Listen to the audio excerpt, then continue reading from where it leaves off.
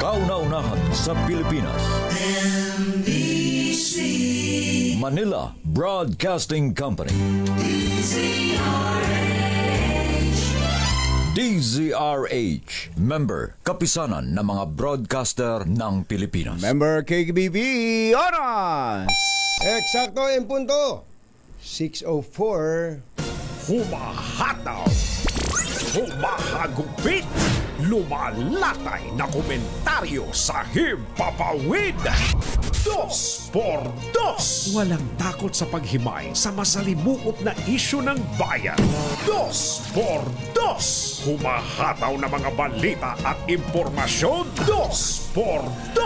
Ating damhin, ating lasapin ang hagupit na 2x2.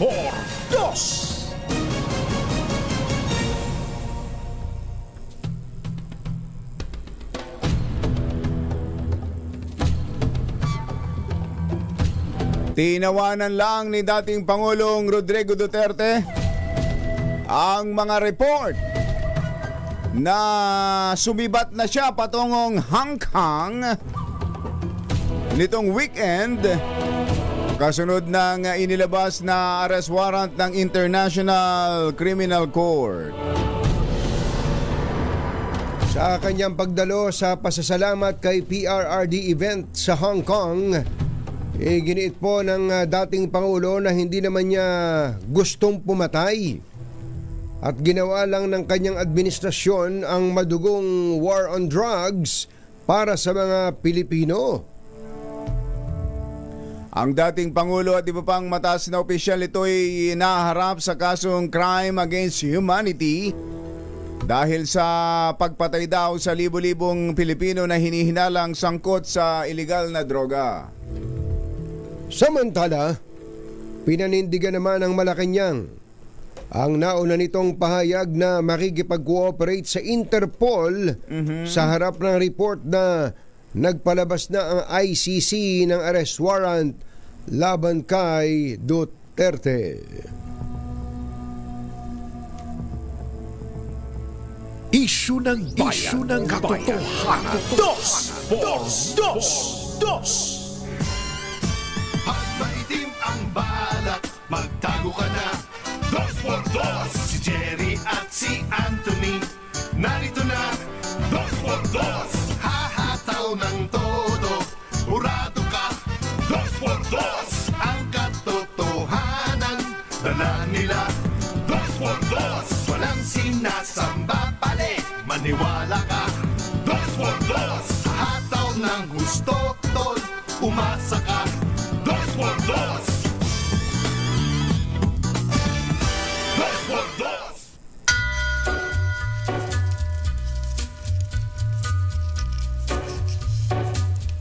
Hi. Take a little walk. Maganda morning. Go across the Lamig. where the viaduct looms like Magandang umaga, bayan! Bayan! Ito po si Jerry Baha. Ito po naman si Anthony Taberna. Muli pong sumasa inyo ang 2x2 sa umagang ito ng Friday! Yahoo! Kumusta kayo mga textmates, mga text partners, mga kapamilya, kapuso, kapatid, kabarkada, mga kapitbahay? How are ya? How's your weekend? Ayun. Nakapag-recharge ba? Importante yan. Yun lang magising ka ng mga alas 6 ng umaga. Oo. Mula dati sa pagising mo, regular na pagising mo ng alas 4. Oo. Uy, mahaba yung gising. Parang may mali dito ah. Oo. Oo. Iba yun iba dating nun eh. Minsan nakakalimutan mong Weekend. yung weekend, tapos meron kang alarm na yung nakaset up na. Nakaset na, oo. deep into the hole. Tapos maaalimpungatan ka pa, oh. Tapos isipin mo, anong araw ba ngayon? Anong araw ngayon? Oh, madalas sa akin mangyari. Pag napapasarap ng tulog, ano. Siguro, ganun din kayo ngayon. At yung iba, tamad na tamad, parang ang bigat ng katawan kapag talagang ganitong unang araw, first working day of the week. Huwag mo nang gagawin na kaibigan, huwag mo nang gagawin yung bigla kang tatawag na dahil tinatamad ka. Boss, may sakit ako. Wala Baka na matuluyan yan. ka, ha? Oo, yan mga lumang style na yan. Bulok na style na yan. At, yung Monday sickness. Yung Monday sickness na yan. Ako, wag nyong pangaraping ganyan ang maging gawain nyo. Dahil sa dami ng mga naghahanap ng trabaho ngayon, madali namang labanan kung batsero eh. Halimbawa, tamad kang pumasok. Bumangon ka, pumunta ka sa kusina o kaya sa banyo, wiligan mo yung mata mo. Magising ka na. O kaya basta wag mo munang puwersahin kaagad yung katawan mo. Kumbaga, gumapang ka muna sa higaan, unti-unting patayo. Ayan. Wag mong bibiglain. Yan. Tapos pag nakatayo ka na, ligpitin mo na hinigan mo. Yun. Di ba? Di ba? Para meron ka na kaagad ma-accomplish doon pa lang sa mga unang minuto pa lang na iminulat mo ang iyong mga mata. Yun. Huwag mo lang liligpitin kung ando pa yung misis mo. Baka matamaan ka. Magigising ka na talaga nun. Ano ka ba? Andito pa ako. Natutulog ang tawa. Ang mga kumbatsero ng bayan, Katunying at Ka-Jerry. 2x2. Nako yan po ang laman ngayon ng mga pahayagan itong pambungad natin. Kung meron tayong mga kababayan kumbatsero na nagpapatay ng radyo, nagpapatay ng television, hindi nagbabasa ng dyaryo kapag weekend, ipinapahinga sa mga balita ang kanilang mga isipan. Itong pumutok nitong weekend, itong pambungad natin, may kinalaman sa dating Pangulo. Unang lumitaw sa social media, tumakas na raw at papuntang Hong Kong. Ganun nga eh. March 7 ng umaga, nang lumipad ang Cathay Pacific papuntang Hong Kong. Terminal 3 ang dating Pangulo at mga kasama, no? Siyempre, totoo ba? Totoo. Ganun ka kagad. Pag may nakita ka social media, pupunta ka na ngayon sa legit na mga... Yun. Gawin nyo yun sa mga kababayan natin. Kapag may natanggap kayong mga ganong sa news feed ninyo na hindi kayo sigurado, ang laging dapat na puntahan para i-validate, i-check, ay ang mga legitimate news organizations. Tulad ng DZRH. NBC, DZRH. Titingnan nyo lang ang website ng DZRH. O kaya mag-tune in lang muna kayo kahit sandali, habang chine-check ninyo at makita niyo. Tulad dito sa television natin, sa RH Television, nakalagay naman diyan kung ano yung mga top stories. May crawler tayo. May crawler tayo. Makikita niyo po diyan, gumugulong-gulong diyan yung mga top stories for the day. Kung totoo yan, hindi mawawala yan sa top stories natin. Talaga, di ba? At yan nga po ang banner story ng mga pahayagan ngayon. Ito ang banner story ng Philippine Daily Inquirer. Ayan, sabi po ng Inquirer sa headline nila, government obliged to follow Interpol on Duterte arrest. Ayan, tingnan mo. Yun nga pala talaga ang pinag-uusapan. ICC, International Criminal Court. Ganon din ang banner story na pahayagang The Philippine Star. Ang sabi ng Philippine Star, ICC warrant for Rodi out. May government prepared. Ayun, may question mark. Kasi nga, hindi pa sigurado. Pero may mga chismis pa lang. Mas matindi itong headline ng The Manila Times, kumbatsero. 7,000 strong force to arrest Duterte. Grabe. Matindi yan. May bilang pa. Meron daw pong unimpeachable source. Buti pa to hindi na-impeach. Oo nga, buti pa yan. Buti to hindi na-impeach. Meron daw pong unimpeachable source ang Manila Times at sinasabi na ganyan daw po kadami ang pulis na naghahanda para dakpin ang dating Pangulo. Ganon. Matindi. Ganon. Aalamin natin yan na mga development sa mga susunod na oras ng palatuntunan. Pero ang good news, isang good news natin, nabalitaan nyo ba at napanood nyo yung video nung tumakas na Korean? Pinatakas kitang-kita na po. Korean. Kitang-kita sa video. Nako. Nung una, di ba, ang sabi, nakatakas yan nung mag-hearing sa Quezon City Regional Trial Court. Ayan. nag-hearing, nag-CR lang, tumakas na raw. Oo, ganun daw eh. May nakuhang video na magkakasama pa silang lumabas. Ang sasaya. Oo, masaya pa silang lumabas at nakapagbihis pa itong Korean. At ito ang sumunod na video, ayan, itong nakikita ho ninyo. Pinuntahan ko yung kahapon, kumbadero. Pinuntahan mo? Sinadya kong puntahan yung lugar. Tama nga pala. Gilid nga pala yan ng Pegasus. What? Kapag ikaw ay galing sa Quezon Avenue, pag kanan mo, yan kaagad ang bubungad sa'yo. Yan, dinadaanan nila yan. Yung malapit sa Burulan. Sa tapat ng St. Peter. Oo, tama. Ayan, Yan mismo, no? Sa gilid yan, ang harap ng Pegasus, along Quezon Avenue. Tama. Ito ay gilid. May daan pala doon sa gilid na yon. Nako. Magkakasama pa ho dito sa video. Ito, nauna yung Korean na naka-short, tapos naka-t-shirt ng itim. Tapos yung dalawang bodyguard niya ay kabuntot. Ayan, tignan mo, walang posas. Wala. Ayan. At masaya sila. Masaya sila. Sa Pegasus to. Pegasus. Alam na kung ano meron dito. Ang sumunod na video dyan, ipakita mo nga, Yuel, ang sumunod na video dyan ay yung paglabas na. Yung uwian na. Tapos na kung ano man ang ginawa nila sa loob. Ano ba ginagawa dyan? May pansit yata dyan. Baka may kimchi dyan. Ay, panoorin nun ninyo yung susunod. Matraffic yung kumana, choto ko yun. Ay, lumalabas. May hawak na cellphone, may kausap. Tumatakbo, tumawid. Ayun, may naghihintay na naka-hazard na sasakyan. Ayun. At doon na sumakay. Yan na. Asa na yung dalawang bodyguard na taga-immigration? Bodyguard niya taga-immigration. Wala na. Naiwan sa loob at hindi pa tapos. Sa kanilang kinakain pansit. Ay, nako. Kahiya-hiya tayo rito.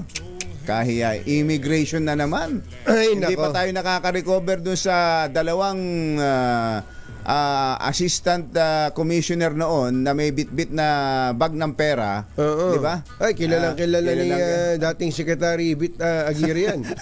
Talaga, hindi malilimutan ni dating Secretary Aguirre yun. Argusino ba yun? Oo, Argusino. Sino isa, Yuel? Aragoncillo. Ano ba? Yung dalawa. Yung dalawang yun. Ano na yun? Nakakulong na yun. Convicted eh. Convicted yun, kumbachero eh. Tapos ito, mapapanood natin. Tapos yung pagkakatakas ni Alice Guo, hindi pa malaman kung paano hindi mangyari. Sabi niya, walang taga-immigration na kasapakat yan. Tapos makakapanood ka ng ganito. Paano ko ngayon maniniwala na walang kasapakat? At yung iba pang mga nakalabas ng bansa na walang record. Yun eh. Si Secretary Harry Roque ba may warrant of arrest ba sa kanya? Ang alam ko ay yung legislative warrant of arrest sa Congress. Pero sa korte parang wala pa eh. Pero ganun pa man, ganun din ang visa nun. Ganun din. Warrant of arrest pa rin yun. Warrant of arrest pa rin yun. Pero, ganun din. Same situation, same case. Walang nakakaalam kung paano nakatalilis. Pag nakita mo yun, kilala mo kaagad siya yun eh. Talaga. Diba? May gumagaya. May nakita natin na pareho-pareho. Pero hindi siya yun. Kaya yung mga malulungkot ka kung bachero, marami tayong mga kilalan, mga taga Bureau of Immigration na magagaling. Ay, totoo naman. Matitino. Tapat sa kanilang tungkulin. Pero nadadamay. Nadadamay dahil sa kagagawa ng iilan. Jerry Bach at Anthony Taberna sa Dos sa DCRH. Oras! Kapopoy! Direct Popoy! Direct Popoy! Wala tayong bagong pelikula dyan. Hachi! Hachi! Edelingo! Jerome Tang! Lakyam Chapwehun 6:18 ng umaga. ACS Balita! Susunod na! Anthony Taberna at Jerry Baha, ACS Balita. Ang programang ito ay hatid sa inyo ng ACS Manufacturing Corporation, ISO certified, maker of world-class quality Pride detergent.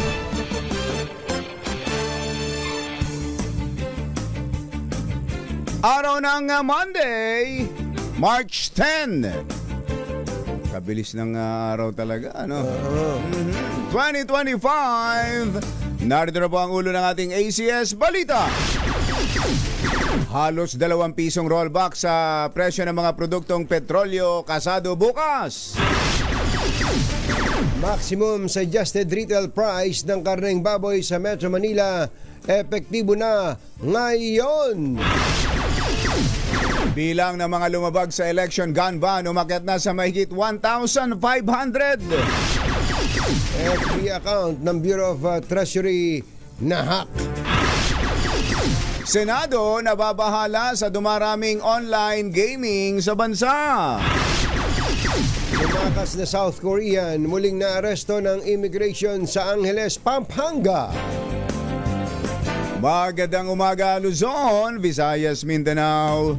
Good morning Philippines! Hello world! Kami po ang inyong mga tagapaghatid balita. Ito po si Anthony Taberna. Ito po si Jerry Baha. At ito ang ACS Balita. sa detalye ng ating mga balita, ito ang good news. ACS Good News. Kasado na bukas ang halos 2 pisong tapos presyo sa mga produktong petrolyo. Batay sa anunsyo ng Department of Energy, posibleng bumaba ng hanggang 170 ang kada litro ng gasolina at kerosene, habang 1.20 naman ang pwedeng ibaba ng diesel. Nakatulong daw sa big time oil price rollback ang pagdami ng stock ng krudo ng Amerika. Plano ng OPEC na itaas ang output nito at dagdag na taripa sa US, sa Canada, China at Mexico. Epektibo na ngayong araw ang mas mababang maximum suggested retail price o MSRP ng karneng baboy. Sa bumaba na rin ang bukod sa bumaba na rin ang farm gate price nito ayon sa SINAG. Ito po yung Samahang Industriya ng Agrikultura. Sa inaprobahang maximum SRP ng DA, magiging 380 pesos ang kada kilo ng liempo, 350 ang kasim, habang 300 kada kilo sa sabit ulo. Oy, Kuya Eric, ganito ba talaga presyuhan dyan ngayon sa palengke? Ulitin natin ha. Ito po yung SRP, maximum SRP. 380 yung liempo, 350 yung kasim, at 300 sa sabit ulo. Samantala, sinabi ni Rosendo So sa DZRH na nasa 230 pesos per kilo na lamang ang farm gate price ng baboy mula sa 250 to 255 dati. Ayun, dapat talaga simula ng pagbabantay ang pagtutok sa farm gate Sa price. farm gate price, Oo. Para hindi nasisisi at hindi na pagbubuntunan ng lahat ng hirap yung mga retailers. Di ba dati dahil ang sinasabi ng mga tindera, Kung saan kami humahango, yung hango namin mataas alangan namang magpakalugi ang mga retailers, di ba? hindi naman nandyan yan para kumandidato. Buti sana kung kandidato yan. Kandidato nga Kumikita. Kumikita pa Namigay na, kumita pa. Saan ka nakakita? Saan ka pa? Saan ka pa? Alas 6:24 ang ating oras. Maya pa ba kekongan ni mga kabalen? Gising na ba kayo? Mahigit 1,500 na ang nakumpiskang baril ng mga otoridad sa gitna ng pagpapatupad ng gun ban sa bansa. Ayon kay PNP spokesperson Police Brigadier General Jane Fajardo, 1,563 ang kabuang bilang na kanilang nakumpiska nationwide. 24 na ang naitalang hinihinalang election-related incidents. Ayon kay General Fajardo, nagkaroon ng joint meeting ang task force noong nakaraang linggo kung saan inilabas ang pangalawang listahan ng mga rekomendadong election areas of concern na isusumite para sa validation.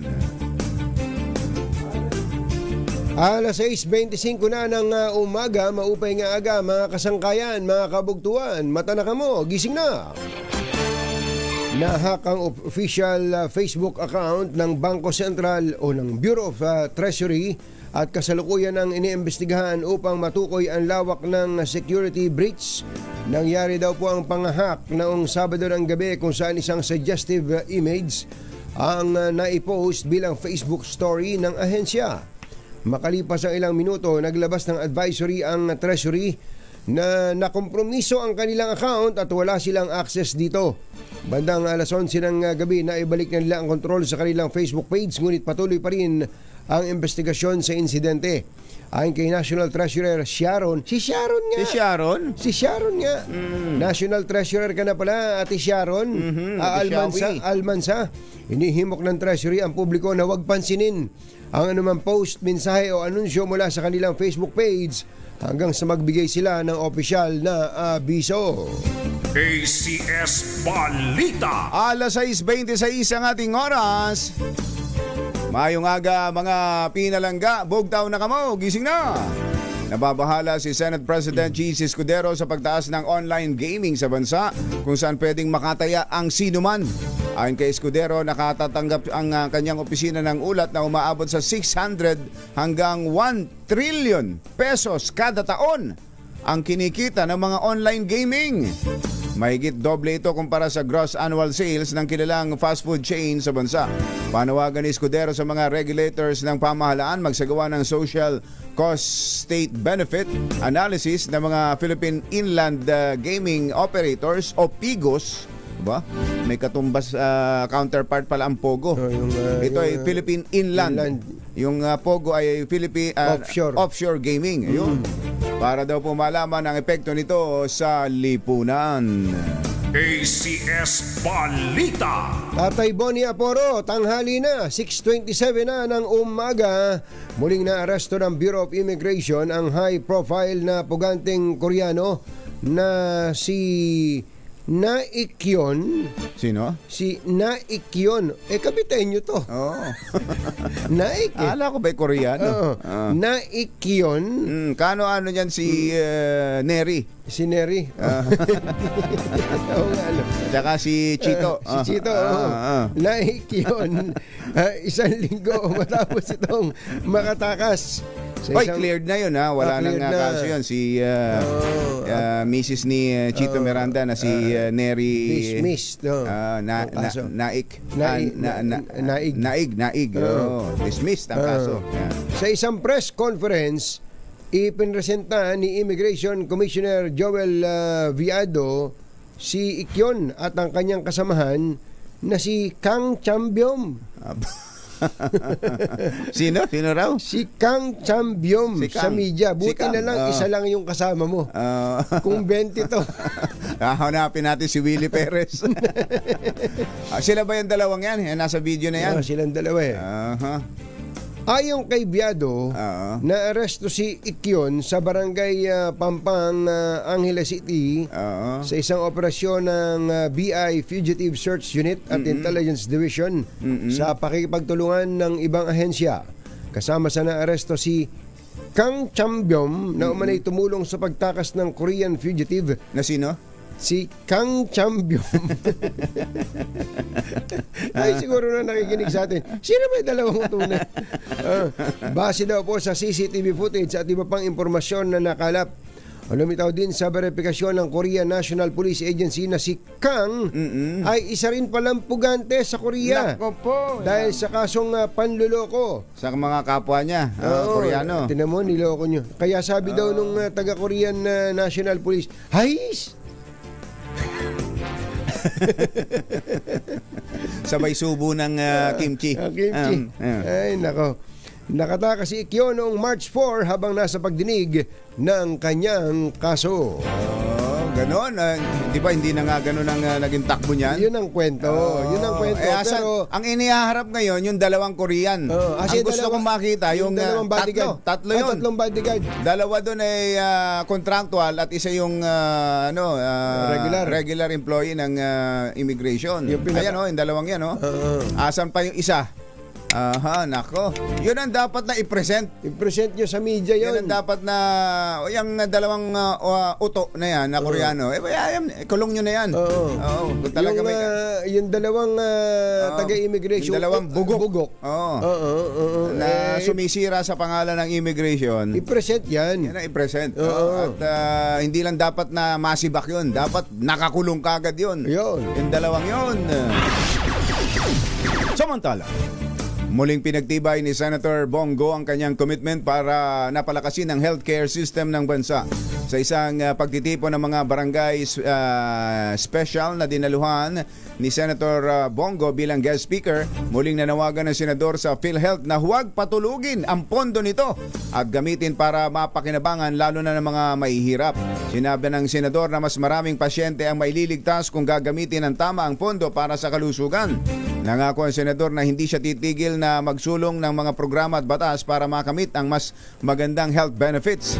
Tugma ang komento ng dalawang Supreme Court Justices sa panawagan ni Mr. Malasakit sa PhilHealth noon pang isang taon. Tama po yung mga justices sa Supreme Court. Sinabi nila, bakit kayo nagka-excess funds? Ba't hindi nyo ginastos para sa mga pasyente? Ilang buhay na kaya ang pwedeng masakluluhan nun. Ilang buhay po masasalbar nun kung ginamit nila yung pondo. Kaya babantayan ko po itong PhilHealth para sa Pilipino. Oo yun, di ba?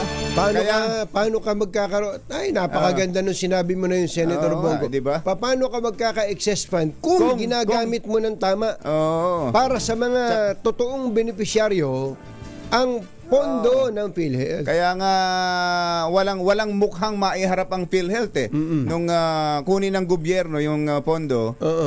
Hindi sila makapiyok Talaga. Hindi makapalag Kaya ibang tao ang nagpunta ho sa Supreme Court sa katauhan ni Dr. Tony Liacion. Siya na mismo. Si Dr. Tony na lang ang nag-file ng kaso dahil itong mga taga PhilHealth walang mukhang maiharap. Iyang-hiya sila sa ginawa nila o hindi nila ginawa. Ayan, kaya nga Nako po, eto pa nga ang tanong doon kung Bachero, excess fund, ba't katakot-takot pang mga ospital lang naniningil sa kanila? Hindi nababayaran. Kung sinasabi nila na kung ano-ano hinihingi o mali yung halaga na hinihingi ng ibang ospital, i-demanda nila. I-demanda nila kung talagang hindi tama yung hinihingi. Pero bayaran nila yung dapat bayaran. Kaya nga Tapos naapektuhan yung mga pasyente. Ayos yun, Senator Bongo. Susunod! Tito Bongo! Tito Bong! Alam nyo bang meron palang bagong pagkakakitaan ngayon? Itapat mo lang ang mata mo sa camera, magkakapera ka na. Ha?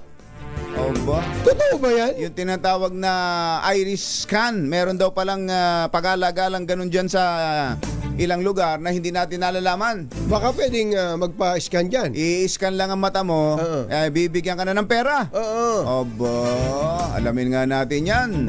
Sa pagpapatuloy ng ACS Balita. Alas 6:34. This time check is brought to you by Ang balitang makakaligtas, walang balitang makakalampas. Saan mang sulok ng kapuluan? ACS Balita! ACS Balita! Ang programang ito ay hatid sa inyo ng ACS Manufacturing Corporation, ISO Certified, maker ng world-class quality Pride detergent. Hi! Maganda morning! Anong araw today, Kumbachero? Today is Laundry Day Friday! Yehoo! At pag Laundry Day Friday, all you need is Pride Washing Machine Detergent. May triple stain away formula kaya tanggal ang makapit, madikit, malupit na dumit man siya kaya easy ang labada. Kaya pala mula noon hanggang ngayon, all you need is Pride. All you need is Pride. ACS. Kasama ang 2x2 tandem Anthony Taberna at Jerry Baja. ACS Balita.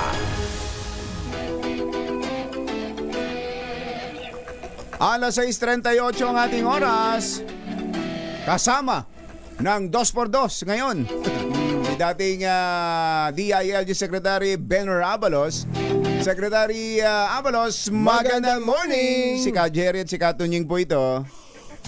Magandang morning po, Ka Jerry at Ka Tunying at sa lahat po ng mga nakikinig. Magandang umaga po. Apo, may balita po, kaya kami napatawag, Secretary, na may nabalitaan kami na yung sinundunon ninyo nung nakaraang taon sa UAE, yung tinawag ninyong demonyo, convicted na pala, na-convict ng hukuman. Opo.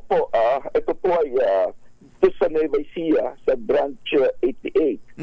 Dalawang count po ng 17 years dalawang count ng 9 years. Ang kaso po nito sa mga nakikinig, yung online exploitation, no, of children. No? At sa Nueva Vizcaya naman, 8 counts, that 20 years for each count. No? At 7 counts of 12 years for each count.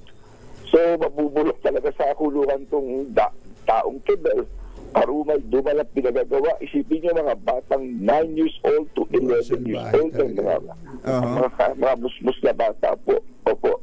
Salbahe talaga itong taon to. Mabuti po at mabilis ang kilos ng husgado rito, Secretary, no? Well, yes, mabilis po ito dahil talagang napakatibay ng ebidensya po rito sa taong ito. At binabati ko pala si General Portia Manalag ng ating Philippine National Police, no? Dahil sila po ang, at sa mga nakikinig, yung mga bata, no, tignan nyo maigi ito dahil usually hindi nagsusumbong itong mga bata. It will take some time. Tignan nyo kung minsan, hindi mag-isa lang yan, nagbumukbok, bumababa ang grades, no? Talagang tinatakot itong mga lokong ito, eh. Yung pong ang tawag nyo dito, demonyo, wag naman sana itong mapalaya nung tatay niya, no? Hindi mapapalaya. Isipin mo, Catherine Ying, 2 counts of 17 years, 34 na yun. 2 counts of 9, 18 na yun. Tapos ito mabigat, yung 8 counts of 20 years, hundreds of, ang dami, sabay-sabay po ito at 7 counts of 12, talagang hindi na kung kaya mapalaya ito. Marami pang kaso ito na ongoing. Mainam, ano. I-refresh nyo nga kami, Secretary, kung ano ba, paano modus nito? Paano niya nagagawa yan? At di ba yan yun nga yung sinundo ninyo sa UAE? Paano ba niya nagagawa yun? Ganito po ang ginagawa nito. Unang-una po, profile na po, no? Dito po sa ating computer, no? Yung mga batang mga 9 years old up to 13, iba mga 13 po. Dapat to loner, usually matalino, mag-isa, walang barkada. Tapos ibigay ng 500 pesos para magbigay ng picture. Pagbigay ng litrato ng bata, pinapatungan na nakahubad na katawan. Pagkatapos po, pagkapatong nito, basta yung bata pumalag, ay sa tatakutin niya, susumbong ka sa eskwela mo, susumbong kita sa pamilya mo. Pagkakontrol niya po nito, binibenta niya sa dark web, at ang masaklap, yung ibang bata, pinapupunta niya sa isang lugar para gahasain ng ibang lalaki. Walang demonyo nga talaga to, Secretary. Demonyo po. Tapos po, binibenta niya yung mga videos international. Binibenta niya. Ito po yung nakabase sa UAE, United Arab Emirates, at may dalamay siya sa Pilipinas. Ayun, kaya pala. So, nung akala ko kasi, dito niya ginawa yan, tas tumakas lang papuntang UAE. Pero doon pala siya nakabase sa UAE mismo. Opo, binibenta niya lahat ng materyales sa mga dayuhan. No? At ang masakla po rito sa mahaba ang network niya, ang dami niya na biktima iba't ibang lugar sa Pilipinas. Merong na Norte, meron dito sa Taguig, iba-iba po ito. At 111 na musmus na bata ang biniktima nito. Ang mabigat nito, Jerry at Katunying, yung ibang bata nagkaroon na ng trauma at yung iba gusto mag-suicide. Kaya, yan, meron pong ginagawa dito na, of course, mga psychologists para maano po yung mga kaya mga nakikinig, pag-ingatan niyo po ang mga anak ninyo. Kasi kung minsan nahihiya magsubong yan, tinatakot eh. Magaling na psychologist itong demonyong to eh. Kaya psychologist siya. At ang masaklap, na-recruit pa ng ibang bata ang ibang mga kaklase o kaibigan. Talagang eksperto sa kawalang yan to. Mabutit na-iuwi yan at na-convict. Pero ba't ba malapit kayo sa UAE, Secretary?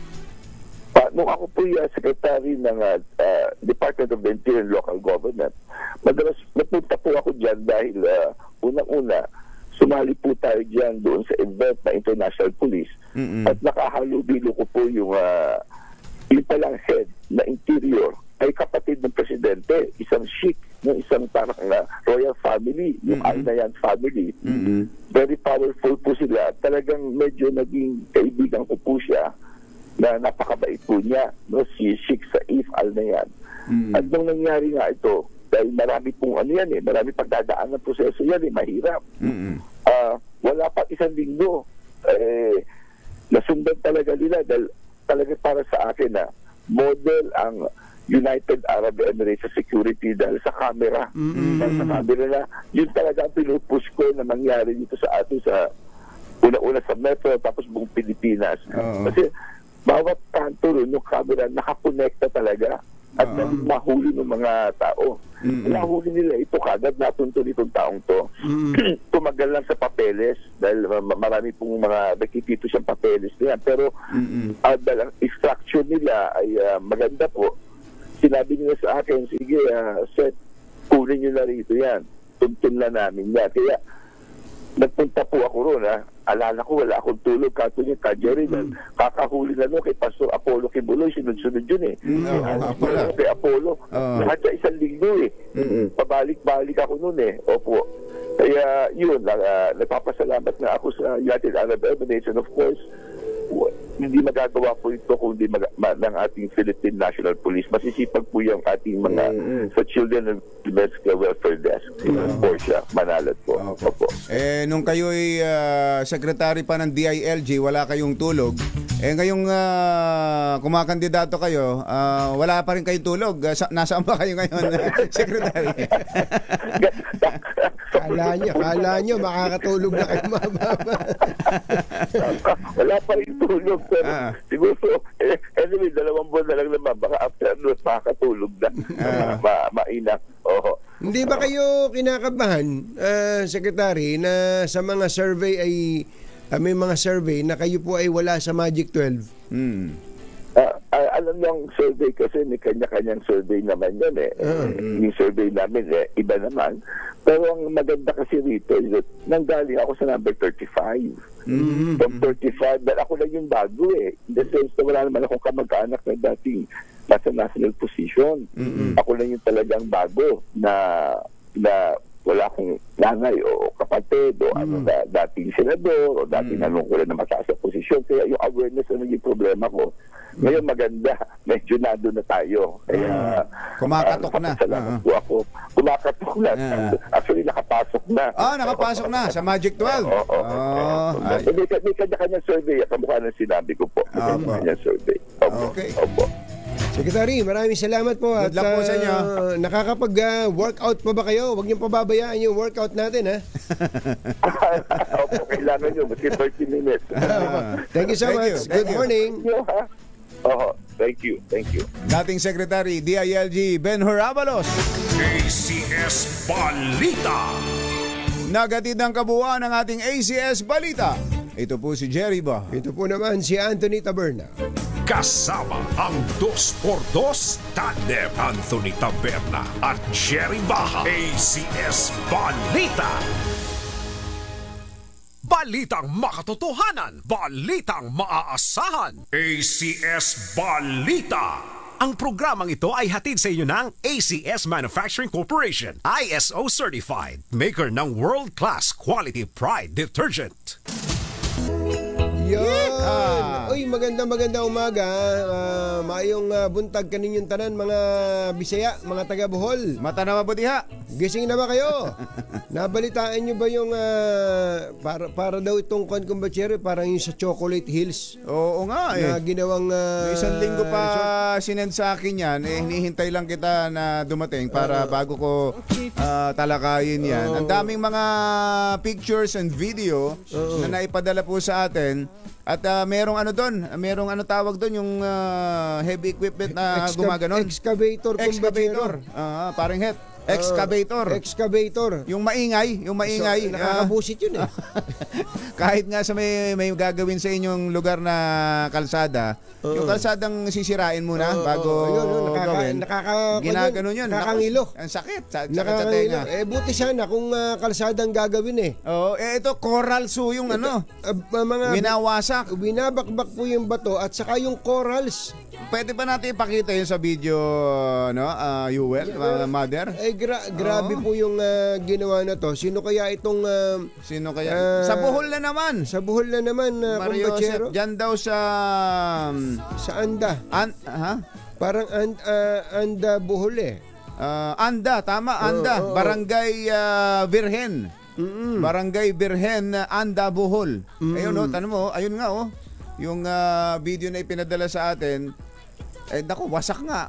Biruin mo yung heavy equipment, dinala na doon sa gilid ng dagat, doon sa mismong tubig. Doon na mismo tinira. Sus, Mario Joseph. Wala Nako, dapat ito kaya alam na ng DENR.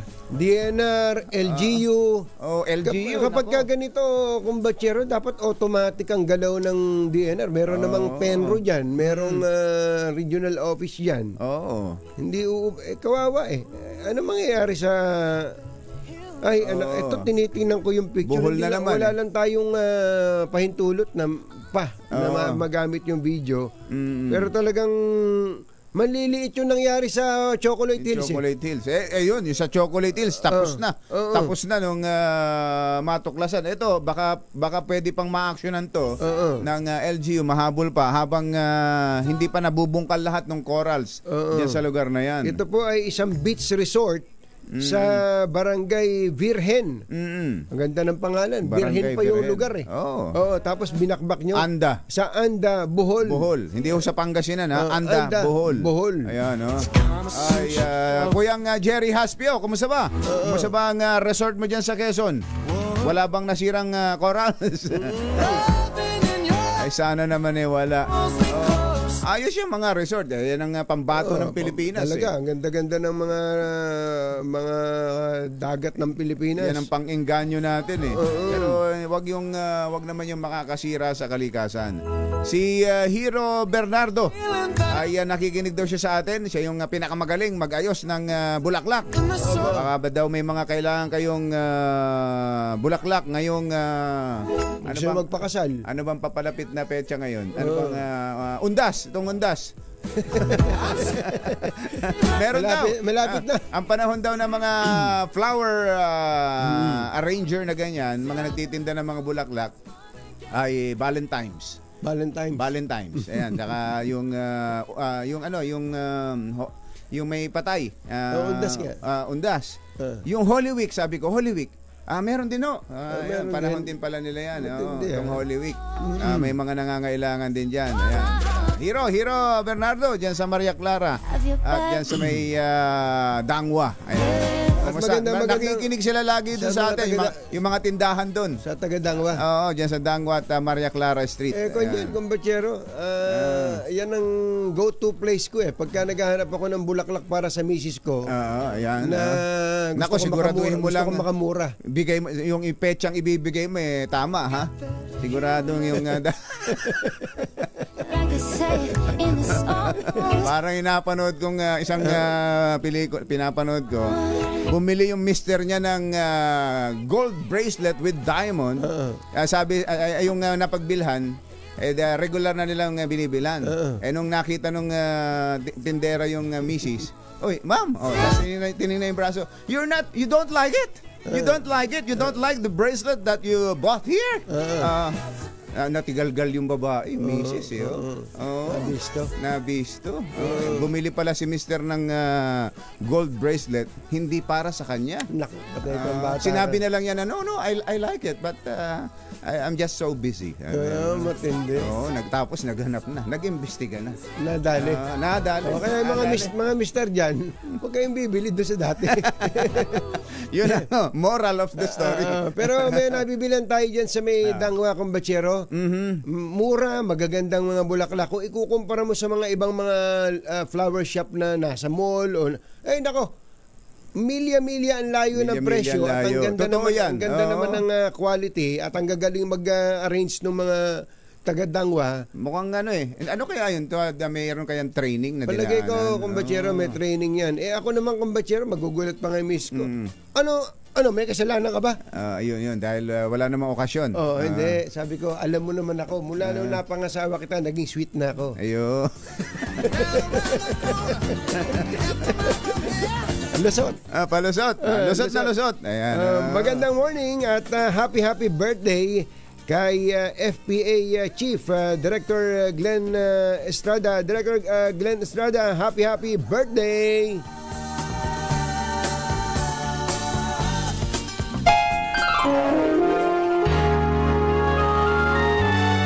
Kauna-unahan sa Pilipinas. Manila Broadcasting Company.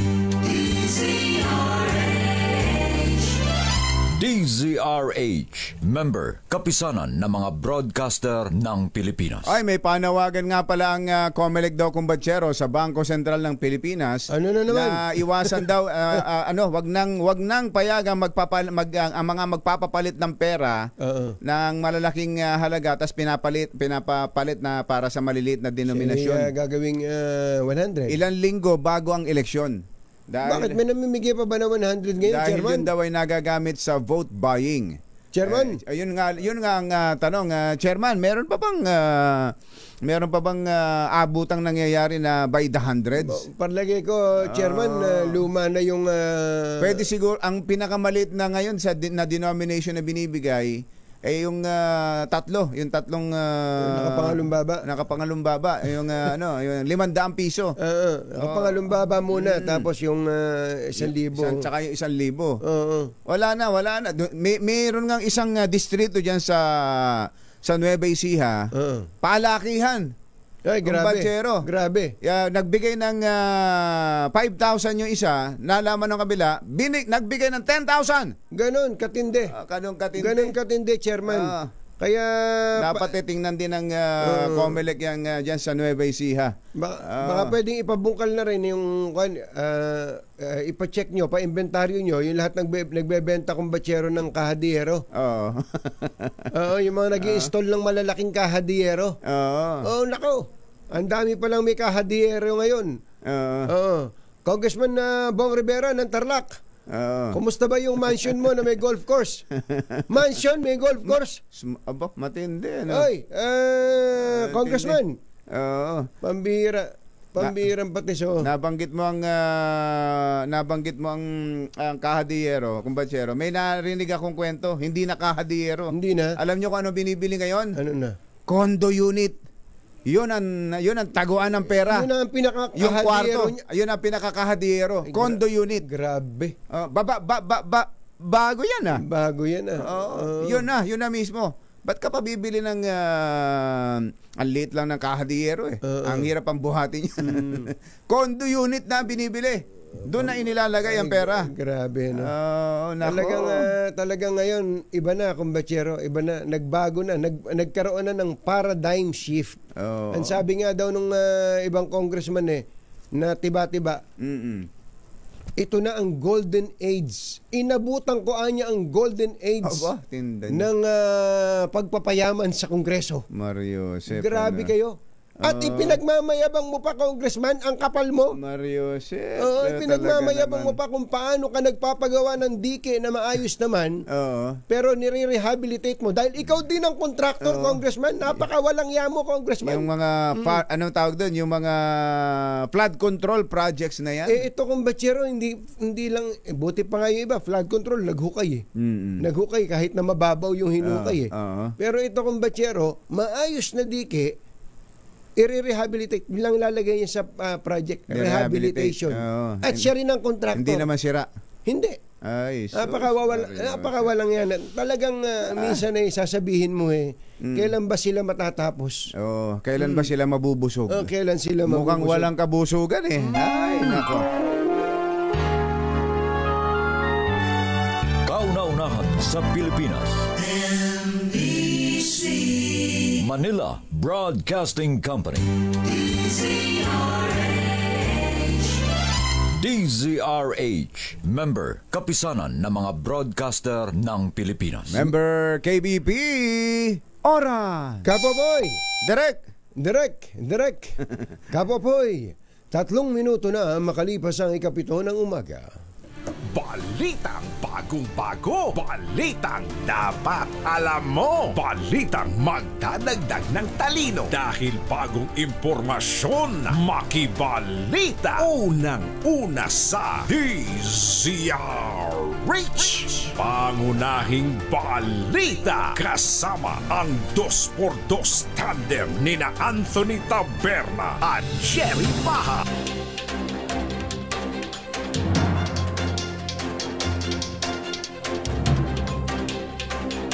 Araw ng Lunes, 10 ng Marso 2025. Narito na po ang ulo ng ating mga pangunahing balita.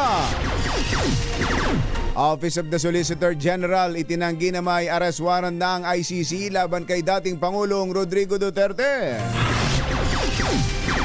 Digong handa raw pong magpakulong, may pakiusap sa mga OFW. Pagawan siya ng rebulto katabi ni Dr. Jose Rizal.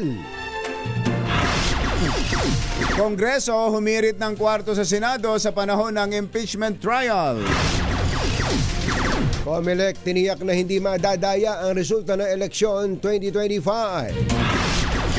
Department of Agriculture magsasagawa ng inspeksyon sa mga palengke sa Metro Manila para tutukan ang pagpapatupad ng MSRP sa baboy. DOH may payo sa publiko. Iwasan ang pag-inom ng kape kapag mainit ang panahon. Mga coffee shop, pumalag.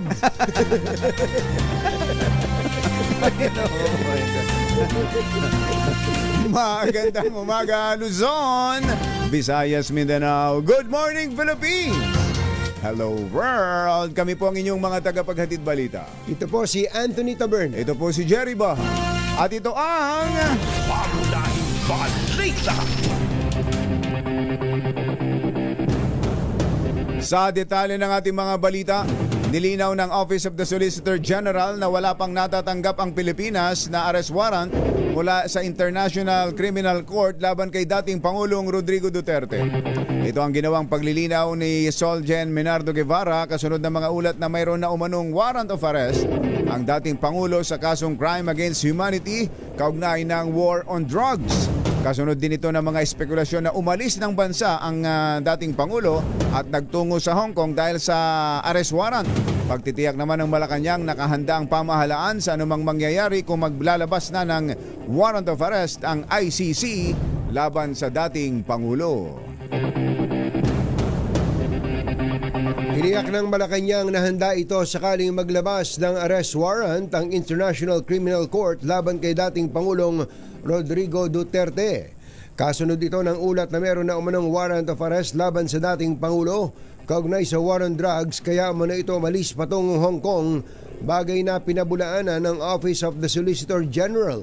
Sinabi ni Palace Press Officer Undersecretary Claire Castro kung ang International Police o Interpol ang humiling ng assistance sa Pilipinas sa kaso ng dating Pangulong Duterte, makikipagtulungan ang pamahalaan alinsunod sa umiiral na patakaran tulad ng naunang pahayag ni Executive Secretary Lucas Bersamin. Una na ring sinabi ni Presidential Communications Office Secretary Jay Ruiz na narinig na nila ang umunay impormasyon laban sa dating Pangulo. Alas 7:07 ang ating oras. Handa si dating Pangulong Rodrigo Duterte na magpakulong sakaling arestuhin nga siya ng International Criminal Court. Ayon kay Duterte, nabalitaan niya na may inilabas na arrest warrant ang ICC laban sa kanya at iginiit na hindi naman niya gustong pumatay at ginawa lamang ng kanyang administrasyon ang war on drugs para sa mga Pilipino. Sa pagharap sa mga OFW sa Hong Kong, pabirong sinabi ni dating Pangulong Digong na dapat mag-ambagan ang mga ito para gawan siya ng monumento katabi ni Jose Rizal. Assuming na totoo talaga yung naririnig ninyo, bakit ko ginawa yan? Para sa sarili ko? Para sa pamilya ko? Para sa inyo at ang inyong mga anak sa ating bayan. Kaya ako man, ang higiin ko na lang sa inyo, total, kung ganito man talaga ang swerte ko sa buhay, okay lang, tatanggapin ko yan. Wala tayong magawa eh. Hulihin tayo kung ikulong tayo. Kaya lang, meantime contribute kayo, baski $5, $10, para paglabas ko sa presuhan, pagawaan ninyo akong monumento katabi ni Rizal. Si Rizal may hawak na libro Akin. Ano daw? Ano hawak? Pahayag ng dating Pangulong Rodrigo Duterte. Umirit ang Kamara sa Senado na maglaan ng isang kwarto na magagamit ng House Prosecution Panel at support staff nito na naghahanda para sa impeachment trial laban kay VP Sara Duterte. Sa liham ni House Secretary General Reginald Velasco na may petsang March 5 kay Senate President Cheese Escudero, sinabi nito na ang silid ay magsisilbing tanggapan at holding area ng House Prosecutors at House Secretariat Support Group habang isinasagawa ang impeachment trial.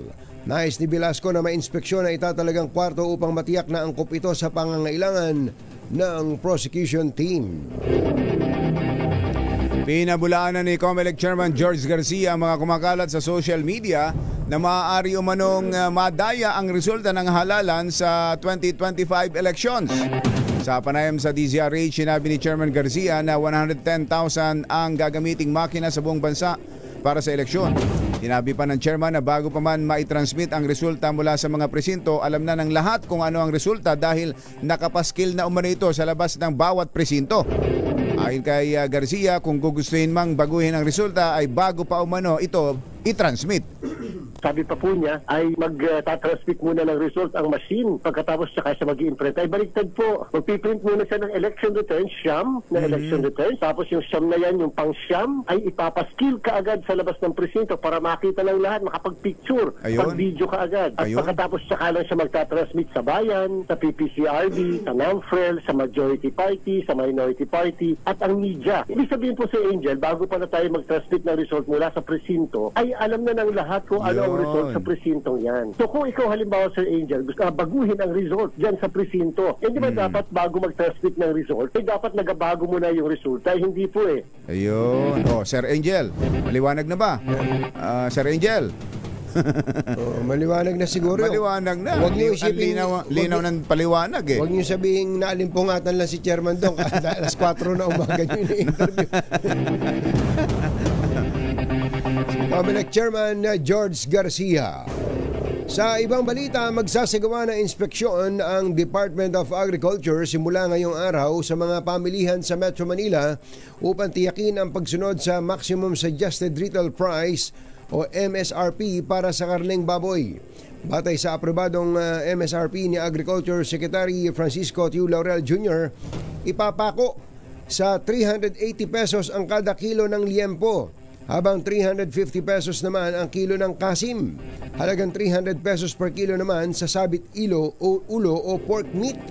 Ayon kay DA spokesperson Arnal de Mesa, makakasama sa inspeksyon ang DTI, mga lokal na pamahalaan at PNP. Sa ngayon, sakop lang ng MSRP ang Metro Manila, ngunit pinag-aaralan ng DA kung kailangang ipatupad din ito sa ibang rehiyon. So kapag ba hindi simunod, huhulihin? Wala naman sinabi. Ba't pa mag-i-inspeksyon? Wala naman palang gagawin. Kasi nakalagay doon, MSRP, Maximum Suggested Retail Price. Nagmumungkahi ka lang, sinasuggest mo lang.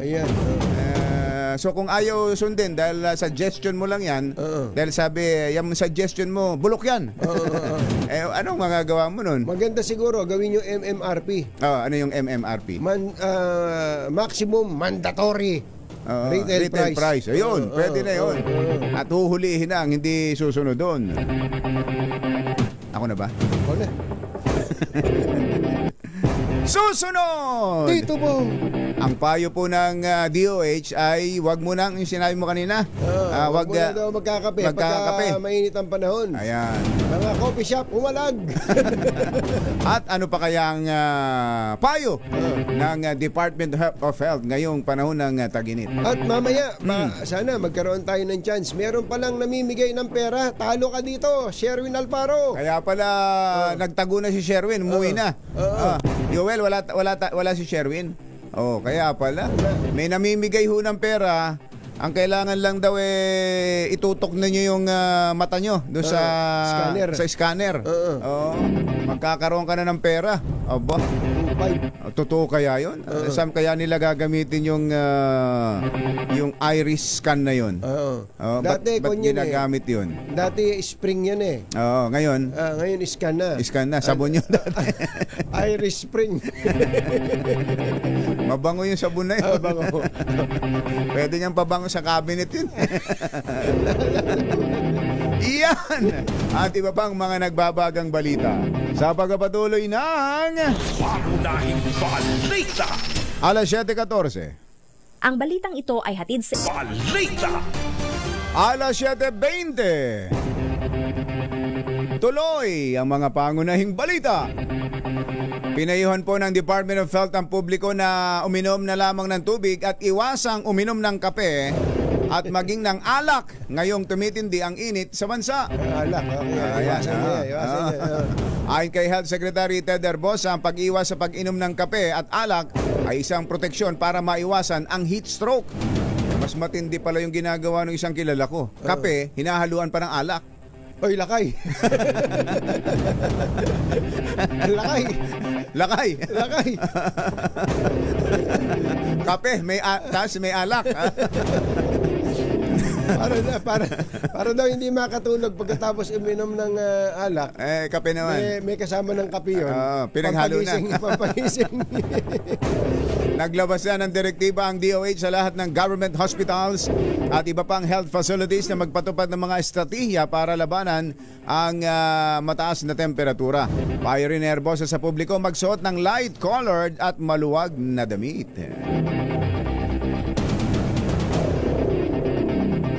Lumobo sa 8.6 million ang bilang ng mga Pilipinang gumagamit ng contraceptive o meron ng birth control. Sa datos ng Commission on Population and Development, mas mataas ito kumpara sa 8.3 million na naitala noong 2022. Dahil dito bumaba ang bilang ng panganganak na nasa 1.9 million na lamang. Lumalabas din na pangunahing ginagamit ng mga Pilipina para maiwasan ang pagbubuntis ay ang pills, sumunod ang injectables habang tumaas naman ang bilang ng mga babae na gumagamit ng implants. Pero kay Kuya Angel meron. Oo, yan. Kapon.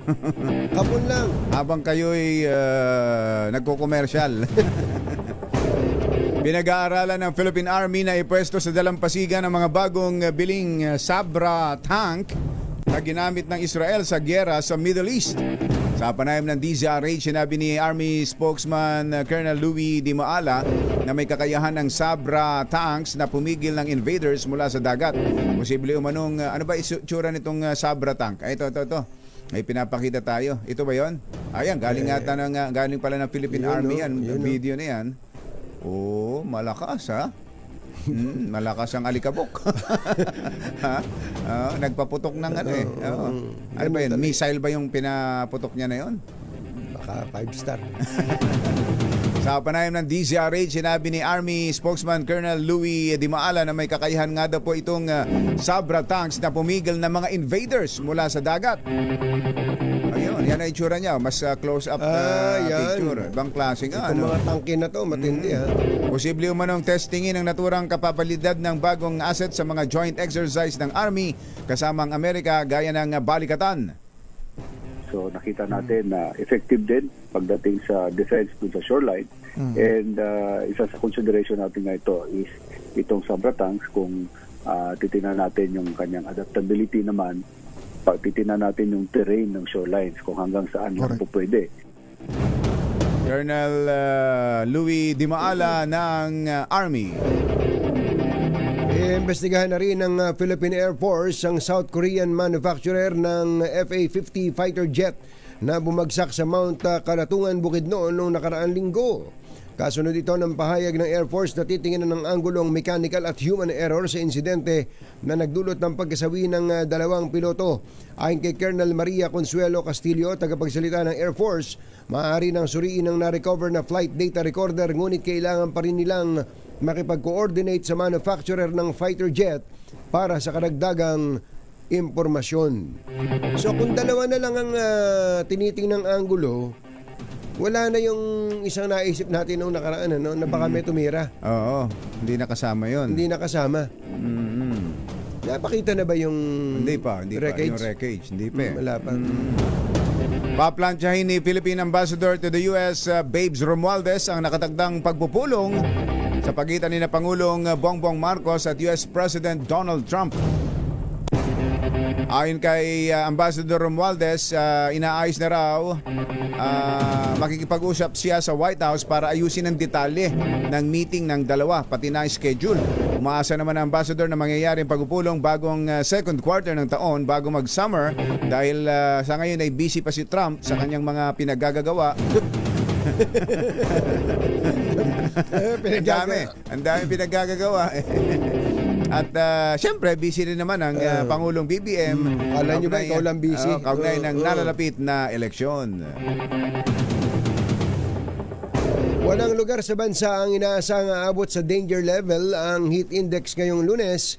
Itinuturing ng Pag-asa na nasa danger category ang temperatura mula 42 degrees hanggang 51 degrees Celsius na maaaring magresulta ng heat cramps, heat exhaustion at heat stroke. Ayon sa Pag-asa, ang pinakamataas na temperatura ngayong Lunes ay papalo lamang sa 41 degrees Celsius sa San Jose, Occidental Mindoro at Cuyo, Palawan. Inaasahan namang 36 degrees Celsius na temperatura ang mayroon sa Naiya, Pasay habang 34 degrees sa Science Garden sa Quezon City. Samantala, patuloy na makakaranas ng mga pagulan ang malaking bahagi ng Luzon, epekto ng shear line at northeast monsoon o amihan. Binalaan naman ni Obet Badrina ng Pag-asa ang mga residente na mag-ingat sa posibleng landslide at pagbaha, partikular sa eastern part ng Southern Luzon, Quezon at Bicol region.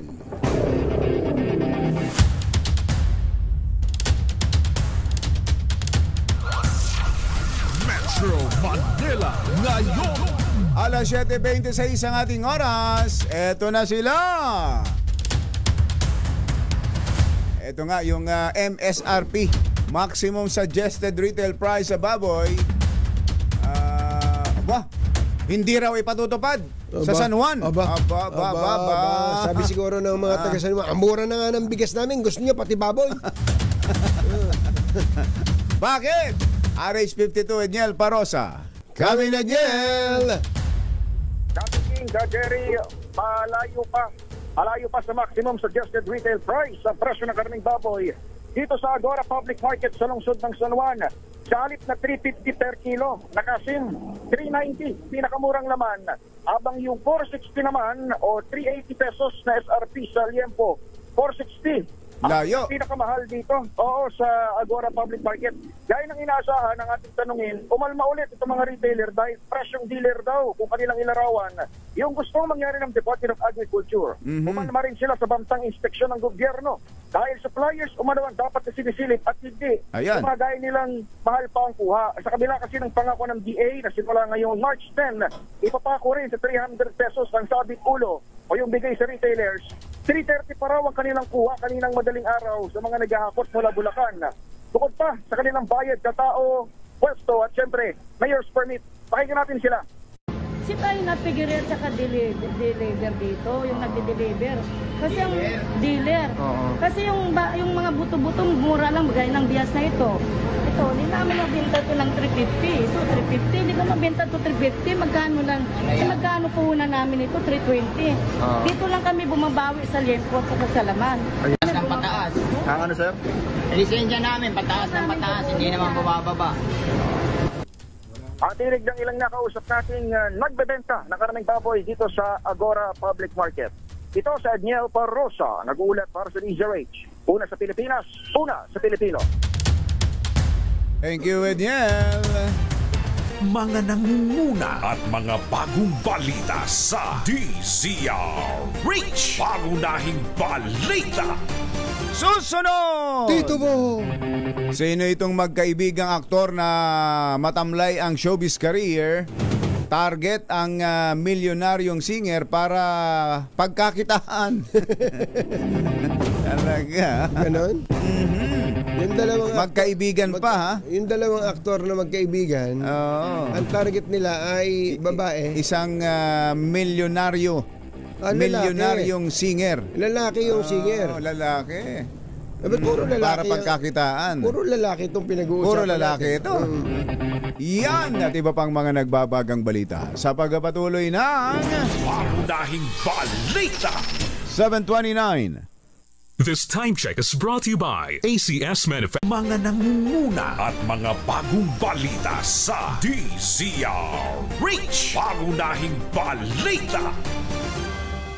Muli pong inaanyayahan ng Philippine Amusement and Gaming Corporation ang lahat ng amateur and professional photographers na lumahok sa PAGCOR Photography Contest 2025 na may temang Infrastructure for Economic Development.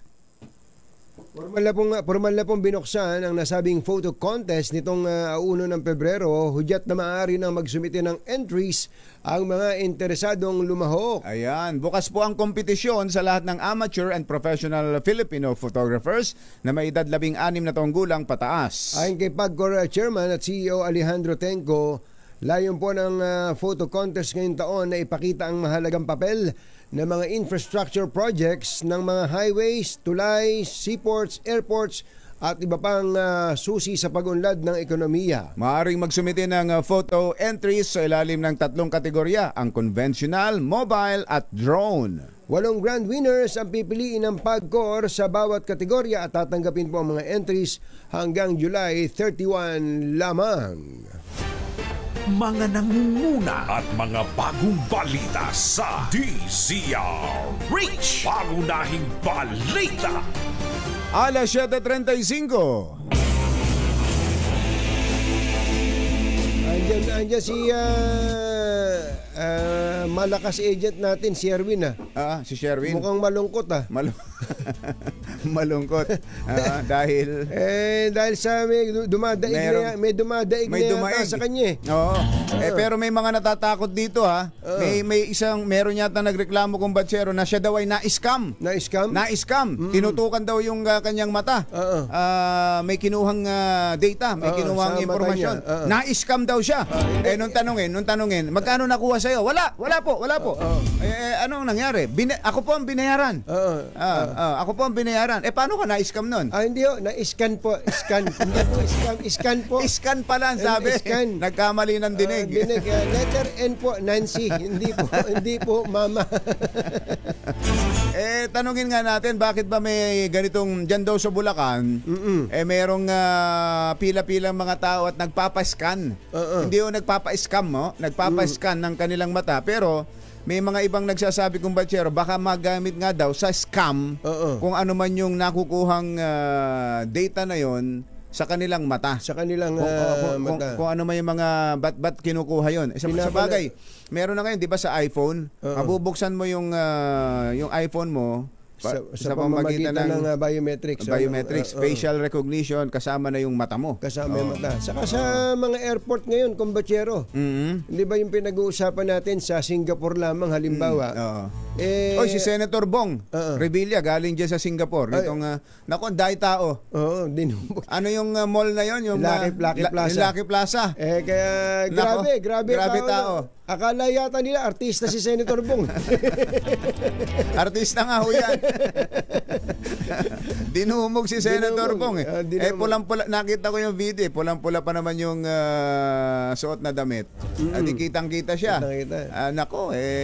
Lalong tumingkad ang kagwapuhan. Kaya pinagkaguluhan. Sa Lucky Plaza talaga. Linggo pa naman. Linggo. Pag linggo ka nagpunta sa Lucky Plaza, parang nagpunta ka sa Divisoria. Ayun. Sa dami ng tao. Puro Pilipino. Ayun. Yun po yung binabanggit ko sa Singapore po ngayon, dahil nag-level up po ang kanilang airport. Yung pong mga residente ng Singapore o mga mamamayan ng Singapore, pagdating sa airport, hindi mo na kailangan gamitin, ilabas pa yung passport mo.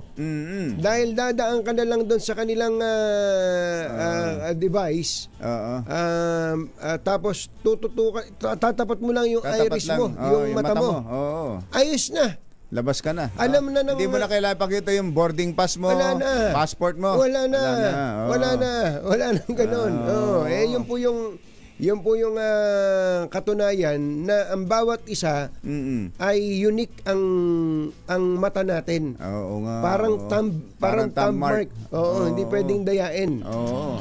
Eto, may makakausap tayo at magpapaliwanag kung bakit merong ganyang scan. Hindi inulit natin, hindi scam scan. Scan. Kung bakit may nang i-scan at may bayad. May bayad nga ba? Napanood ko nga kagabi sa Kapuso. Kapuso. Oo nga eh. Si Attorney Enrique de la Cruz ng Divina Law ay makakausap po natin. Attorney Buko. Ayun, para mas maikli. Attorney Buko. Magandang morning. Si Ka Jerry at si Ka Tunying po ito. Good morning, Ka Tunying and Ka Jerry. Oo. Ganda ng korbata nyo ha. Mukhang may hearing kayo ngayon ha. Mukhang meron nga. Meron ba? Meron ba, Attorney? Meron po, meron. Buti na lang at... ba't hindi nyo paatinin na lang si Dean Nilo? Sabihin nyo. Boss ko yun. Boss ko natin yun. At laging nakikinig, nanonood sa atin yun. Pagbutihin mo, Attorney Buko, ha? si Dean Nilo belated happy birthday, Dean Divina. Naka-attend ka ba sa birthday, Attorney? Yes po. Siyempre naman po. Nakita mo yung kumanta? Yung kumanta ron, ang tindi. Imported, ano? Imported. Ibang klase mag-birthday. David Pomeran. Si Dean. Okay. Ba't ba nang i-scan kayo, Attorney? Saan nyo ba gagamitin yun? Okay, siguro isa-isahin natin. Ano ba tong grupo na to na nag-i-scan ng mata ng ating mga kababayan? Okay, maraming salamat Ka Tunying, Ka Jerry, ano? Ang grupong ito ay World, no? Tawag sa kanya ay World. Ito ay tinatag ni Sam Altman. Kung alam po niyo yung ChatGPT, yung ginagamit nating teknolohiya ngayon, no? Yung OpenAI. Yan, galing po yan kay Sam Altman. Isa po sa kanyang mga teknolohiyang sinisimulang i-testing ngayon sa buong mundo ay itong pagbe-verify para matiyak na ikaw ay totoong tao. Kasi sa mundo ngayon ng teknolohiya, ng artificial intelligence, ang mga serbisyo ngayon ay online. Hindi ngayon malaman ng mga service provider at ng mga gobyerno kung yung gumagamit ng kanilang online service ay totoong tao. Kaya may mga paraan, di ba? May mga paraan para matiyak na ikaw ay totoong tao. Doon sa Facebook, yung Meta, pag may check na blue yung mukha mo, ibig sabihin ikaw ay verified. Totoong si Ka Tunying ito. Pero bago ka ma-verify, hihingan ka ng government-issued ID, magbabiometrics ka ng mukha mo, di ba? So ito ngayong kay Sam Altman na ito, na World, wala nang ganon. Hindi na kukunin yung mga personal information mo. Yung iris scan na lang. Kasi yung iris natin, mas maraming markers kumpara sa ating thumbprint. Ito ay isang paraan para matiyak na yung gagamit ng isang online platform ay totoong tao. Ganon din, naalala ko kapag minsan chinecheck nung isang platform kung ikaw ay tao, merong CAPTCHA ba yun? CAPTCHA? Yung CAPTCHA. Ipindutin mo kung ano yung mga, halimbawa, alin yung may tulay. Yun lang pipiliin. Para malaman. Paulit-ulit yun inaalam nila kung ikaw ay robot o tao. Ito pala, ang gusto na ni Altman, ni Uncle Sam. Ni Sam. Uncle Sam. Si Tito Sam. Si Tito Sam Altman. Yung mata mismo. Mata na mismo. Mas matindi pala yung mata kaysa sa thumbprint. Tama po kasi yung thumbprint natin nasa mga kulang-kulang 70 markers lang yan. Pero yung ridges ng ating iris, mahigit 200 yan . So mas maraming makikitang unique sa isang individual. At yung CAPTCHA na binanggit mo kanina, Ka Tunying, kaya nang pasukin niya ng AI. Kaya nang gawin yan ng algorithm at programa. Kaya lumulusot na sila dyan. Kaya ang karaniwan ngayong hinihingi ng mga online platforms, hihingan ka ng government issued ID, hihingan ka ng biometrics. So, yun mas invasive yun. Mas maraming kukuning informasyon sa'yo. Pero ito, yung bagong ini-introduce na ito ng Sam Altman ay iris scan lang. Walang ibang kukunin kung hindi yung scan lang ng iyong iris. So ano po ang layunin niya? Bakit niya kailangang kunin yung iris, ma-scan yung iris, at gaano karaming tao ba sa Pilipinas ang gusto niyang makuhanan ng ganyang klase po ng impormasyon? Unang-una, sa lahat ng gumagamit ng online platform, lalo na ang gobyerno, isang necessity, pangangailangan na matiyak na yung gagamit nito ay totoong tao. At anumang platform, anumang teknolohiya na magbe-verify na ang gumagamit ay totoong tao, magiging mahalaga, magiging valuable, hindi ba? So lahat ng may negosyo na nasa online, mga bangko, mga NBI, yung PSA, maaari na ngayong magbigay ng serbisyo sa online. Halimbawa, pag kukuha ka ng NBI clearance, hindi ba pwede naman nalang i-issue yan sa online, i-print mo na lang sa bahay. Pero hindi nila ginagawa kasi hindi nila matiyak na yung gumagamit sa online, totoong si Katunying ngayon. Kaya pinapapunta ka pa nila doon sa kanilang opisina para doon kanila kunan ng biometrics. Imagine mo kung hindi na kailangan gawin yon, Katunying. Na sa online, may tiwala na yung gobyerno at yung mga negosyante na itong si Katunying na gumagamit, totoong siya yan. Then lahat ng serbisyo po pwede nang gawing online. Hindi mo na kailangan pumunta para magpakita na ang gagawin lang din naman, kukunan ka ng litrato at kukunan ng biometrics. Maganda so ito pa lang, ang layunin. Maganda pa lang yung mga frontline government agencies natin makagamit ng ganyan. Magkano ho ba yan, attorney? Mahal ba yan? Libre ho itong pag-scan. Wala ho, in fact po, nagbibigay pa ng incentive. Kasi ho, ang layunin ay makakuha ng malaking sampling. Hindi naman po layunin po ng lahat. Ang layunin nila ay makakuha ng substantial number, parang sampling po, at makabuo ng database. Para ho yung database na ito, kung sakasakali, ma-testing natin na gumagana pala siya at effective pala siyang pang-identify sa isang totoong tao at sa isang bot o AI, maaari na itong gawing i-launch ng malakihan ng government o ng mga private enterprise. So, kaya may incentive. At yung incentive po nito nakakabit sa cryptocurrency na ipinopromote din ng world. Ayun, kaya pala may mga nag-alala dahil i-scan ang mata mo, tas magkano ho yung binibigay? 2,500? Depende kasi yan sa kung gaano karami na yung mga nai-scan. Nung sinimula kasi yan sa ibang bansa, 5,000 pesos yan kada isang scan. Pero habang dumadami na, lumiliit na yung value nung pinaghahati-hatian. At yung cryptocurrency, pwede namang hindi mo i-encash o pwedeng nandun lang sa iyong e-wallet. At pag inactivate mo na, maaaring tumaas pa ang halaga nito kasi yung value ng cryptocurrency, nagbabago-bago yan. Depende sa market forces. Kaya ang initial, mga 2.5, ngayon, kung hindi mo gagalawin at tumagal ng mga isang taon, baka tumaas na rin ang halaga niyan. So yung anong value, ano yung pangalan ng coin? Titingnan ko dito sa exchange. World coin. Ito ito si Kumbachero, nagki-crypto to . Ito ho ba yung WLD, USDT? Yes, ayun, yan po. Ang halaga niya ngayon ay $0.79 USDT. US dollars. Mahal na ngayon, mga 40 pesos na pala yan. Anyway po, DC World, may mga na-scan. Ano, yung pong nakuha yung, parang, pwede ba natin sabihin na Iris Data Bank? Pwede ba? Yes. Ano yun? Ibebenta nyo ba yun? Hindi ho. Wala akong gamit yun sa kumpanya other than for testing purposes. Kasi wala naman pong kaakibat na pangalan o anumang impormasyon yung iris scan na nakuha. Hindi nyo alamin kung saan ako nakatira, kailan ng birthday ko. Hindi nyo alamin yun. I-scan nyo lang yung... Wala. Yung birthday po itatanong para matiyak na ikaw ay above 18. No? Pero other than that, wala na po. Ipapadala po sa inyo, i-convert po kasi yon. Kung alam po niyo yung teknolohiya ng QR code, hindi ho ba pagka kayo nag-a-avail ng mga streaming programs, di ba? Yung mga gusto nyong manood ng mga online streaming, para makonect nyo yung streaming device sa inyong TV, hihingan kayo ng QR code. Kukunan mo yung QR code para mag-match dun sa cellphone mo at saka yung TV. Tama. Ganon din po ito. Pag na-scan po kayo, yung iris nyo, i-convert nila into a code, alphanumeric code, na unique sa inyo.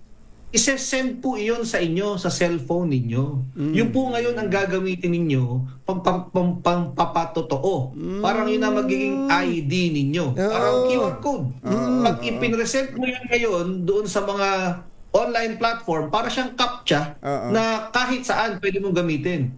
Kasi yung CAPTCHA ay specific lang doon sa platform na ginagamit mo. Yun namang facial recognition software, one-to-one lang yun. Ikaw at saka yung kaharap mo lang na platform. Pero ito po kahit saan pwede mo nang gamitin.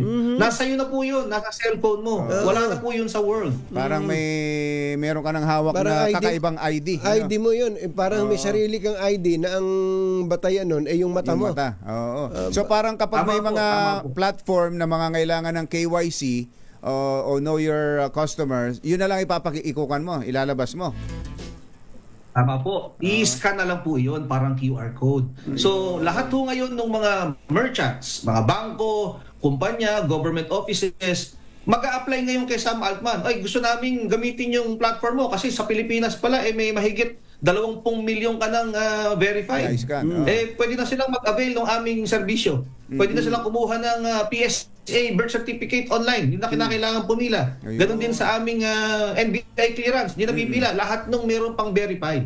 Yun po ang purpose at layunin. Baka eventually ay magiging partner nyo dyan ang Facebook. Sabihin nyo sa Facebook, para lahat ng gagamit ng Facebook, dapat merong ganitong klase. Kailangan makumbinsi muna silang mag-KYC. Oo. Di ba? Para hindi peke yung kausap mo. Hindi peke yung nag-create ng account. Hindi troll. Tas maninira. Sa ngayon kasi, Katonying, meron na silang gano'n. No? Ang ginagamit ng Meta ay yung verifier nila, masyadong maraming hinihingi. Yung blue check at magbabayad ka. Para ma-verify ka nung kanilang platform, ikaw pa ang magbabayad taon-taon. Merong subscription. At hihingan ka ng government-issued ID at saka biometrics yung mukha mo. Pero ito, hindi na kailangan ganon. Wala ka nang ibang ibibigay. Yun lang. Yung code lang na nasa cellphone mo. Tingnan mo nga naman. So yung criminal, libre. Ikaw na legal, na sumusunod sa batas, ikaw pa yung magbabayad. Sa Facebook. So ito po, ano po ba ginagamit yung pang-scan na yan? Baka naman masira ang mata ko dyan. Ay, hindi po. Ito po ay approved po ng mga eksperto. Kahit po magkonsulta kayo sa mga ophthalmologist, wala hong danger. Ang tawag po dito, ORB. Ito ay ginawa ng Tools for Humanity. Isang kumpanya ni Sam Altman din na gumagawa ng mga bagong teknolohiyang tulad nito. Ito pong orb na ito, scanner lang po ito, stand alone. Hindi ho nakakabit sa kahit saang anumang kuryente. Nakapatong lang po ito sa isang pole. Wala ho itong saksakan kasi may baterya siyang sarili, may Bluetooth capacity, connected sa Wi-Fi. Kaya ho pagka tumingin kayo doon, na-scan po yung iris, ito po ay diretso kagad sa kanilang system. Iko-convert po ito into an alphanumeric code, parang QR code. Isesend po doon sa cellphone na ibinigay ninyo ang number. At yun na po ang inyong parang magiging ID. Hindi na ho na-i-store. Wala na ho. Ano po ang garantiya na yung pong nakuha ninyong na-scan nyo sa mata ng ating mga mamamayan ay hindi po magagamit sa kasamaan. Sa kasamaan. Ano ba? Ibenta sa black market. Kung sino man ang maka-access na tauhan ni Tito Sam. Ito, may isang ang tanong na related dyan. Hindi ba risk kasi may data sa national ID ng iris natin yun sa pagkuha natin ng national ID? With all the information ng person na posibleng ma-hack. Tama po yun, may danger kung meron pong kaakibat na identifier other than the iris. So, halimbawa, yung iris scan, tapos meron siyang kalakip na mga impormasyon, magiging valuable talaga siya. Pwede pwedeng ibenta. Pero dito po kasi walang ibang kasamang impormasyon kung hindi yung iris lang, yung scan lang ng iris. So wala ho siyang gamit o value sa sino mang kukuha nito o bibili nito dahil wala naman siyang ganung teknolohiya para malaman kung sino bang tao ito. Kasi ang purpose lang po talaga is to determine na ikaw ay human. Human verifier lang po siya. Walang ibang kalakip o kaakibat na personal information. Hindi ba kailangang humingi ng pahintulot sa gobyerno para makapagsagawa ng iris scanning ng nationwide, ng ganong kalawak dito sa atin? Wala pong kailangan permit dahil po araw-araw sa lahat po ng gumagamit ng mga online platform na merong facial recognition software ay wala akong permit na hinihingi kasi po ito ay voluntary. No? So wala pong sinisingil at walang ibinebentang produkto. Ito po ay voluntaryong pagbibigay ng inyong pagkakakilanlan. So tingnan po ninyo yung mga platform na humihingi ng pagkakakilanlan, na humihingi pa ng government-issued ID, ng facial recognition. Yun po, walang mga paalam po iyon sa gobyerno. Kasi po lahat ito ay voluntaryong transaksyon sa pagitan ng platform at ng individual. Meron tayong gaganaping eleksyon, automated. Baka merong mag-connecta nito doon, attorney, lalo na't may mga nag-aalok na kayang magpanalo sa eleksyon. Baka may malokong gano'n ang gawin, attorney. Wala ho, malayo po. Wala pong kinalaman sa halalan dahil tulad nga ng sinabi ko po kanina, ang iris scan ay hindi po konektado sa iba pang mga impormasyon. No? Wala hong pangalan, presinto o lugar na hinihingi kung hindi yung iris scan lang. Kaya wala hong magiging epekto o kinalaman sa eleksyon. Ilan po ang target ninyo dito sa Pilipinas na ma-scan? As many as possible sana, Katunying, pero po limited kasi ng time. May launching lang po ito na gagawin worldwide at sinusubukan niyang kumuha ng mga sampling sa iba't ibang bansa, sa iba't ibang kontinente. So sa Asia po, nagsimula na po sa Indonesia, Malaysia at Pilipinas para makita ang kanyang adaptability sa ating kultura, sa ating mga gamit. So ang number po ay hindi fixed. So maaaring 20 million, maaaring 30 million. Depende po sa ilan ang makukuha natin sa limited time na 1 taon. Ito po yung 1 year na pre-launching period. So nasa mga pang 4 o 5 buwan na po tayo sa period na ito. And sa buong mundo so far nakaka 20 million na po ang nai-scan. Okay, last na lang. Kailan ba kayo uli mag-i-scan? Pwede ba dito sa amin? May 2.5 yan eh. At hindi bali po ang hindi scam hindi scam yan scan. Scan kasi wala akong binebenta, walang sinisingil, nagbibigay pa ho ng insentibo. Pero para nga ho kasi malakihan ang ginagawa po nila sa ibang bansa po, like sa Indonesia, bara-barangay din po, pulo-pulo. Sa Malaysia naman po at Singapore, mall. Sa Pilipinas po, nagpa-partner sila with local officials para merong magmamandato sa baba at merong magmamanage ng tao kasi baka dumugin. So sa ngayon po, mahanap sila ng mga areas, kalat-kalat po. At dito nga po sa Pilipinas, nasimulan po nila dito sa Bulacan. Nueva Ecija, sama niyo yung Nueva Ecija. Doon na kayo sa Bulacan, dumiretso na kayo doon. Thank you, attorney. Maraming salamat po. Pag may mga clarification pa kami, tatawag kami sa inyo, attorney. Yes po, maraming salamat din po. Thank you. Good morning, Enrique Buco de la Cruz.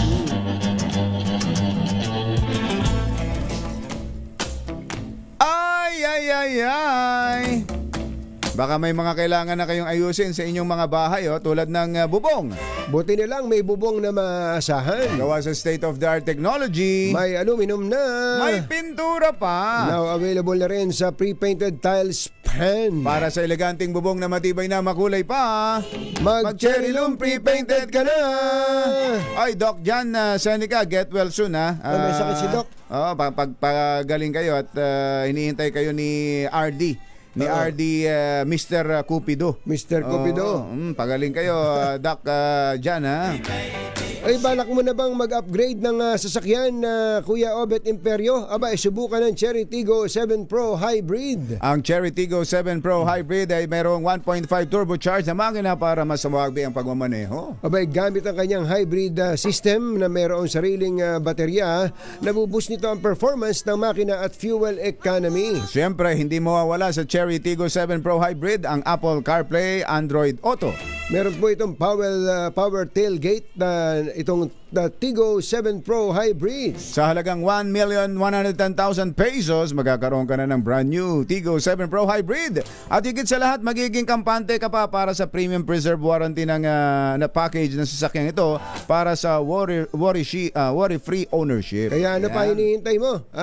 Kuya Boy Fabian, eto na, mag-test drive na nitong Cherry Tiggo 7 Pro Hybrid. Pumunta lang sa pinakamalapit na Cherry Auto Dealership. Yay!